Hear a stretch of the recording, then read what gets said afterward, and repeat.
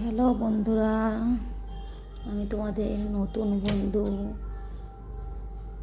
আজকের আমি চাল কুমড়োর চিংড়ি মাছ দিয়ে করব।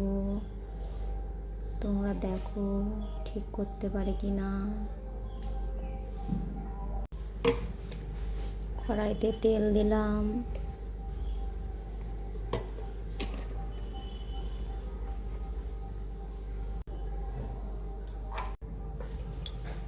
তেল গরম হয়ে গেছে বন্ধুরা, চিংড়ি মাছগুলো ভেজে নেব।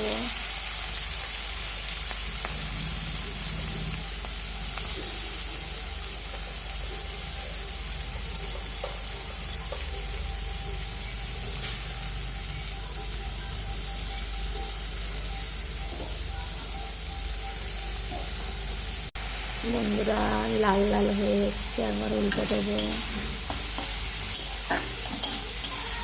নেড়ে দেবো।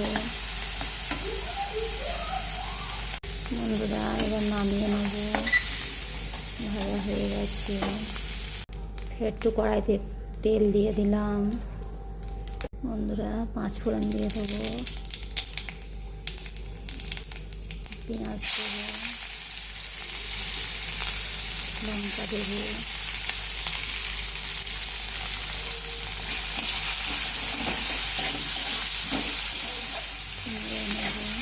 বন্ধুরা পেঁয়াজ লাল লাল হয়ে এসছে, একটু উল্টে দেবো, দিয়ে টমেটো দেবো, আদা রসুন দেবো, রসুন দিয়ে একটু নেড়ে নেবো। জিরের গুঁড়ো দিয়ে দেবো, হলুদের গুঁড়ো, হলুদের গুঁড়ো, তারপরে দেবো জিরের গুঁড়ো, একটু কাশ্মীরি লঙ্কার গুঁড়ো দিয়ে দেবো।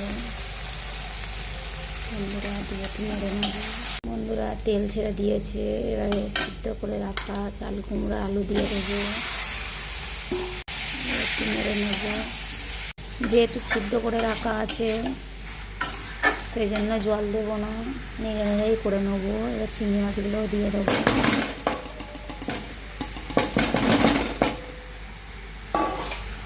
এবার নেড়ে নেবো, লবণ দিয়ে দেবো,